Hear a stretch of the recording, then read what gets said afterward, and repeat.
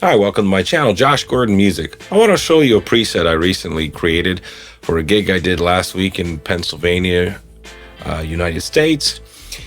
And it was with the Pod Go. And the Pod Go acted as my pedal board, and I ran it through my Fender Hot Rod Deluxe. So in this video, I'm running it through my Koch Studio Tone 20-watt combo amp.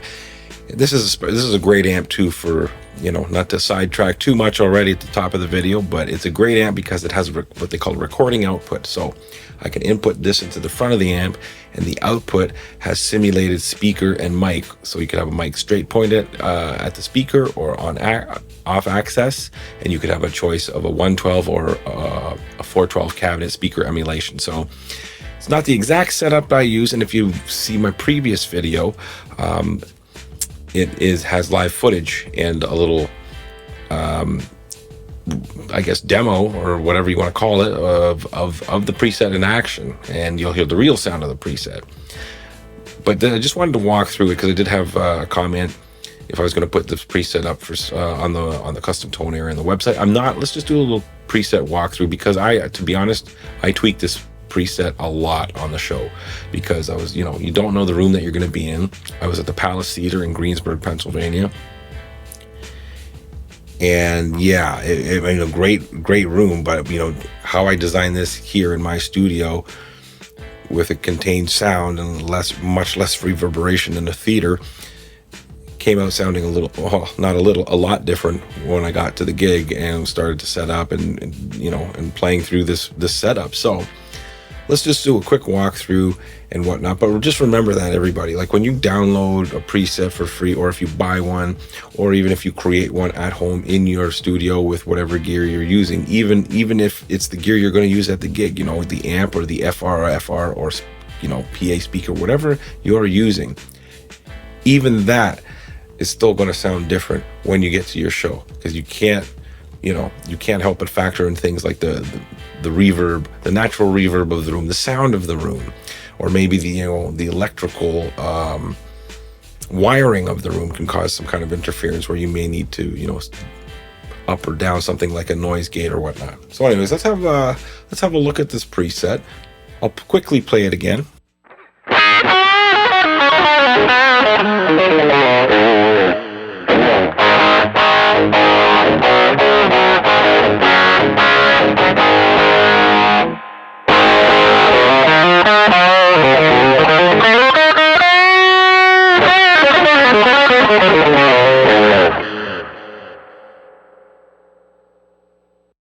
All right, so just gave you a little taste, and this preset is very simple, so let's have a look.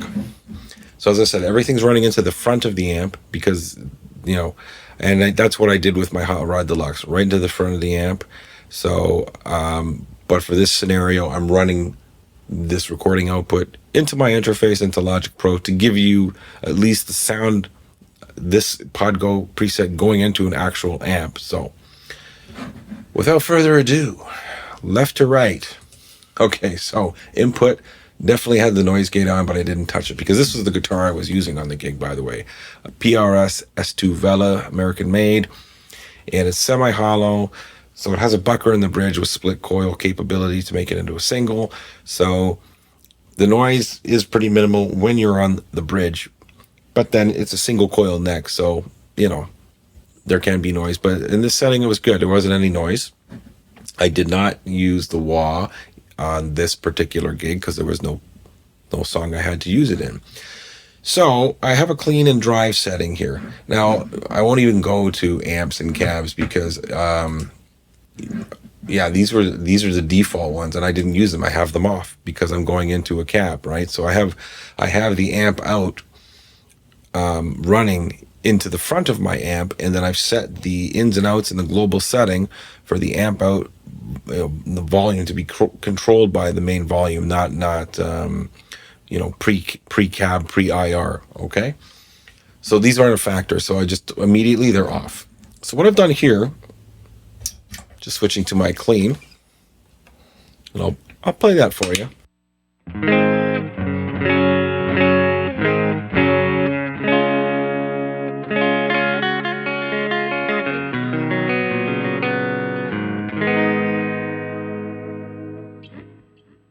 Sorry, I should probably tune up.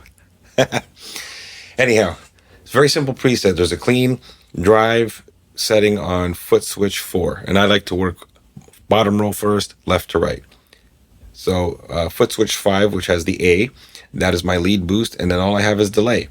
And because I've eaten up the blocks, and you'll see why, it's the drives. I was very particular about this because this is the gig I did was a Bob Seger tribute, Forever Seger. Check him out.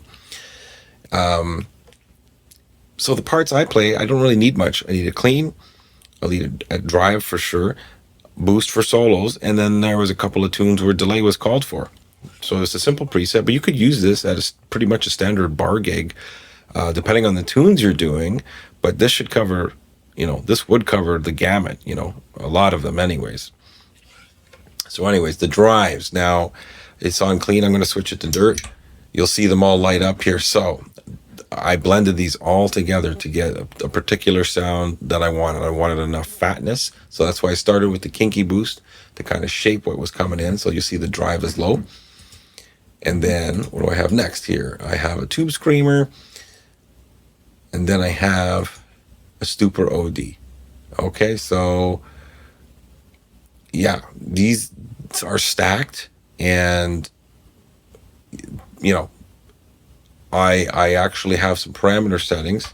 So when I hit the lead boost, the drives for each of them, sorry if I can get back to my tube screamer, they go up considerably. Okay, so that's the only trick. So basically we have 3 out of my 4 blocks that I can use are drives. Well, kinky boost, it is kind of on the drive side. So, and then within those drives, I have a gain for the tube screamer, the Scream 808 and the Stupor OD. I have the gain going up. So I have a more mild rhythm tone. So let's hear that.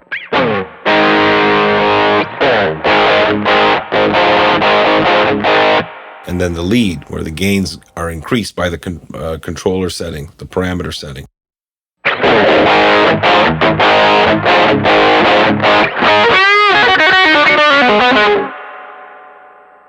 Okay, and then for some shaping with the drives and the clean, and I did this using my amp, but it was to help the drives. I used a 10-band graphic EQ, but I was running this through the amp while I was building this. So again, these settings weren't so much to get the, to play to the room, as just to help tone shape the drives, because I knew I was going to use, I did use global EQ on the gig. I actually tweaked it, and just the highs, because it was bright sounding room, and I was getting, even on my amp, I turned the treble down to maybe 2 or 3, and I turned the presence completely off to 0. It was that bright with this guitar, which is kind of like, more of on the Gibson side, kind of like a Fender meets Gibson, for sure, like a Tele meets an SG, but it was getting very bright, so I did even that.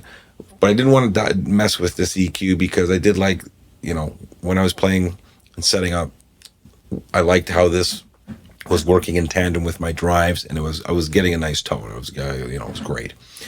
All right, so off to the delay. So the delay, put it on so we can see it. Yeah, just to kind of like it was designed more for one song in particular, Her Strut by Bob Seger, that I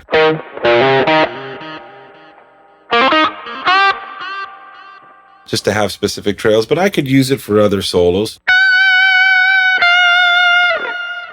and it was delay. That was just the delay I needed, because a lot of times I was sharing solos with the other guitar player, so I didn't need a lot of bells and whistles for the solos I was doing, So a nice simple delay like that, with some modest feedback, and quicker. The repeats are on the quicker side, like the timing.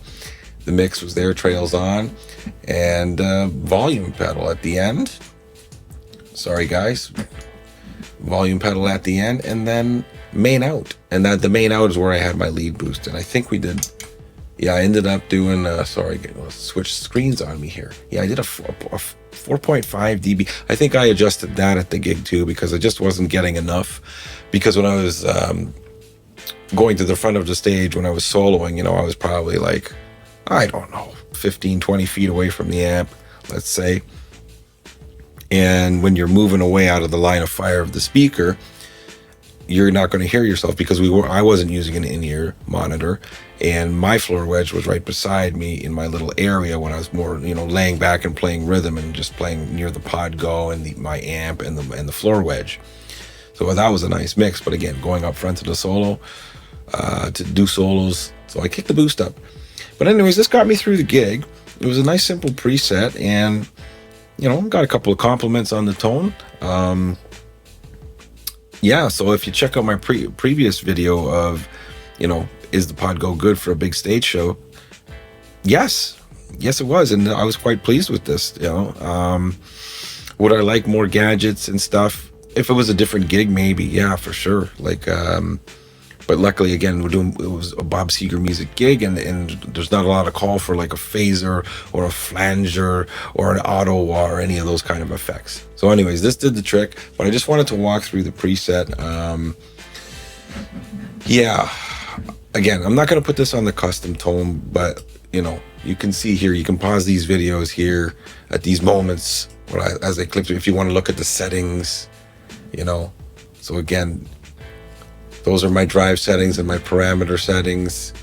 You know, you can get an idea. That's the EQ, and that's the simple delay. Okay, so, and again, amp and cab blocks are off. So that's really it. Okay, so I appreciate you guys taking an interest in this channel and helping it grow. We're doing all right, you know. Let me know what topics you want. You know, I did a poll, and yeah, some live settings seem to be the winner, so that's why I did my last video before this. I was hoping I could grab some clips, and while it's not the best way I did it, putting a phone in front of the amp, leaning on a DI box for my acoustic, I was lucky enough that the phone picked it up pretty good, and it got the guitar parts sounding loud above the band to give you, you know, an idea of how it sounded. But I don't know if you want me to do some more live gig tests with just regular bar gigs. I can certainly do that. If there's any preset specific things you want to see, drop a comment below anyways, of anything you want to see in this channel. And you know, it doesn't even have to be pod go. I have the Helix LT, I have the HX Stomp, the Sonic Cake Matrobox. You know, if you want a digital modular thing, or if there's any functionality things you want, let me know. All right, guys, I've talked long enough. If you've stuck with me this long, thank you. And if you're so inclined and like this content, check out my other content. And again, if you're so inclined, hit the subscription button, ring that notification bell so you know when the next video comes out. So in the meantime, keep making some great music, and we'll see you in the next video. Take care.